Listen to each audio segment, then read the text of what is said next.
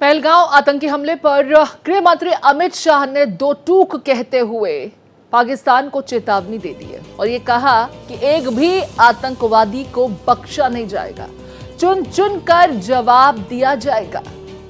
आतंकवाद के खिलाफ लड़ाई खत्म नहीं हुई है। तो देखिए, कल जमकर बरसे केंद्रीय गृह मंत्री अमित शाह, जिन्होंने आतंकियों को जड़ से खत्म करके रहेंगे। आतंकवाद के खिलाफ लड़ाई खत्म नहीं हुई है, चुन चुन करके हर एक आतंकी का सफाया किया जाएगा।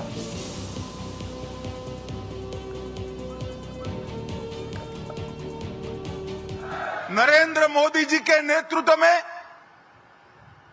चाहे उत्तर पूर्व हो, चाहे वामपंथी उग्रवाद का क्षेत्र हो,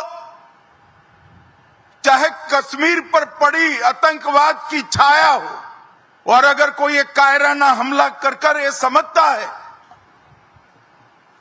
कि हमारी बड़ी जीत है, तो एक बात मन से समझ लीजिए, ये नरेंद्र मोदी सरकार है, किसी को बख्शा नहीं जाएगा, किसी को बख्शा नहीं जाएगा। इस देश की इंच इंच भूमि पर से आतंकवाद को मूल समेत उखाड़ने का हमारा संकल्प है और वो सिद्ध होकर रहेगा। और मेरे साथ सहयोगी रईस अहमद जुड़ गए हैं, उनका रुख कर लेते हैं। रईस, लगातार पाकिस्तान की तरफ से सीज फायर का उल्लंघन किया जा रहा है। इस बीच पाकिस्तान से जो जानकारी मिल रही है, पाकिस्तान के आतंक परस्त सरकार की अगर बात की जाए तो वो आतंकियों को कैसे बचाया जाए, उनका संरक्षण कैसे किया जाए, इसकी जुगत में लगे हुए हैं। जानकारी ये मिल रही है कि जो टॉप आतंकी हैं उनकी सुरक्षा काफी कड़ी कर दी गई है। जी हाँ, बिल्कुल। जिस तरह से हमने देखा है कि जब पुलवामा अटैक हुआ था तो उसके बाद जो है वो बालाकोट स्ट्राइक हुई थी और जिसमें लगभग 300 आतंकवादी जो है उनको मार गिराया गया था और लश्कर के ही ये आतंकवादी थे। तो यही वजह है कि लगातार हम देख रहे हैं कि हाफिज सईद की सुरक्षा जो है वो बढ़ा दी गई है। हाफिज सईद के साथ साथ और भी जो इनके मुख्य जो ये वहाँ ये इस तरह के काम अंजाम देते हैं, उनकी सुरक्षा जो है वो बढ़ा दी गई है।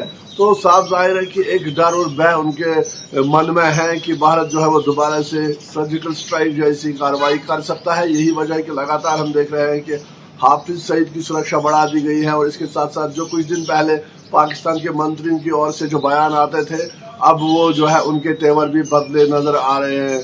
तो कहीं ना कहीं लगातार जो है जिस तरह से LOC पे भी तनाव बढ़ा हुआ है, लगातार सीज फायर वायलेशंस हो रही है, न सिर्फ कश्मीर घाटी में बल्कि जो जम्मू प्रोविंस है वहाँ पे भी लगातार जो है वो सीज फायर का उल्लंघन जो है वो पाक रेंजर्स के द्वारा किया जा रहा है।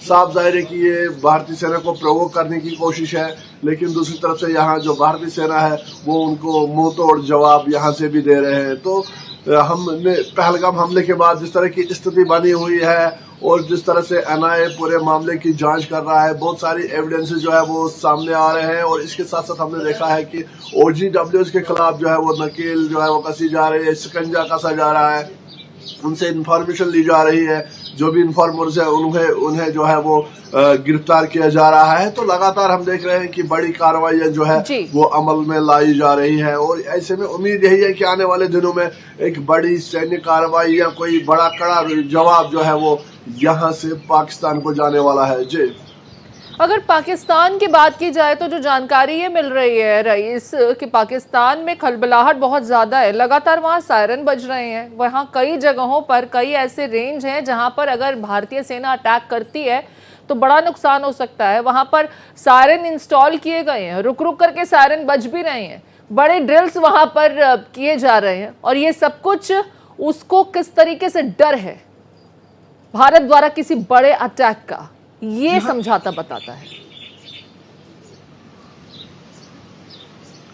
जी हाँ, बिल्कुल। जिस तरह से हम यहाँ पे देख पा रहे हैं कि लगातार हमने देखा है कि LOC पे जो है वो तनाव बना हुआ है और जब से पहलगाम आतंकी हमले के बाद जो है पाकिस्तान को पता है कि भारत कभी भी कहीं भी जो है वो अटैक कर सकता है और सर्जिकल स्ट्राइक जो है वो इसका उदाहरण है। जब यहाँ पे पुलवामा अटैक हुआ था तो उसके बाद भी पाकिस्तान को लग रहा था कि शायद वो जो है अटैक नहीं करेंगे, तो हमने यहाँ पे देखा है कि लगातार जो है वो स्ट्रेटजी बनाई जा रही है। दिल्ली से श्रीनगर तक जो है वो बैठकों का दौर जारी है और इसके साथ साथ हमने देखा कि गृह मंत्री अमित शाह ने भी साफ कह दिया है कि जो आतंकी है एक एक आतंकी को जो है वो चुन के मारा जाएगा, उनको बख्शा नहीं जाएगा। तो इस बात से वो बखूबी वाकिफ है कि भारत दोबारा से कोई बड़ी एक्शन जो है वो पाकिस्तान के इन आतंकवादियों के खिलाफ कर सकता है। तो यही वजह है कि उस पार भी जो है पूरी तरह से स्थिति जो है वो तनावपूर्ण है। और एलओसी पे हमने देखा है कि लोगों को उस पार कहा गया है कि वो अपनी फसलें काटे,